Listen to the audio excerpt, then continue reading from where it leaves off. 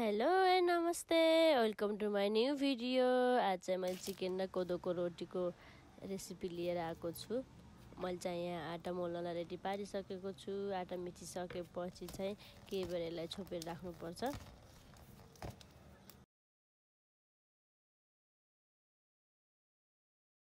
हाम्रो चाहिँ आटा रेडी भइसक्यो। यसलाई चाहिँ केही बेर छोपेर राखौँ र चिकन बनाउनतर्फ लागौँ। चिकन चाहिँ त्यही नै हो, मैले सधैँ बनाउने रुटिन त्यही नै हो, डेली एउटै स्टाइलले नै पकाउँछु।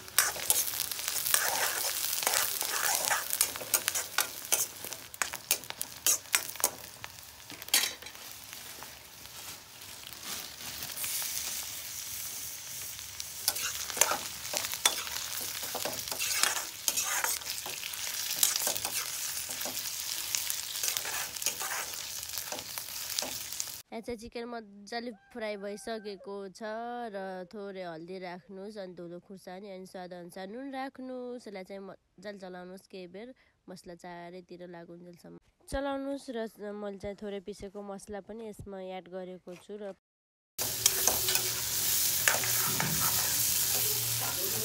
मैले चाहिँ यहाँ 2वटा गोलभेडा पनि राखेको छु।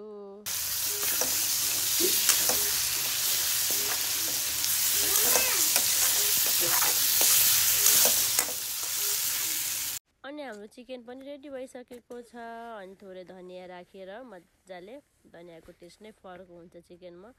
अनि केही बेर चलाउनुहोस् अनि मजाले बाहिर निकाल्नुहोस् र हामी यता चाहिँ रोटी हाल्नतर्फ लागौँ। यहाँ चाहिँ मेरो मम्मीले कोदोको रोटी हालिरहनु भएको छ। कोदोको रोटी त सबैलाई मनपर्छ होला सायद, मलाई पनि एकदम मनपर्छ। झन् चिकन र कोदोको रोटी त भन्नै पर्दैन, यस्तो मिठो हुँदो रहेछ। मैले फर्स्ट टाइम खाएको चिकन र कोदोको रोटी त खाएको थिएँ पहिला नि, तर चाहिँ चिकन र कोदोको रोटी चाहिँ फर्स्ट टाइम खाएको, एकदम मिठो थियो। हजुरहरू पनि ट्राई गर्नुहोस् नि, फेरि एकदम मिठो भएको थियो।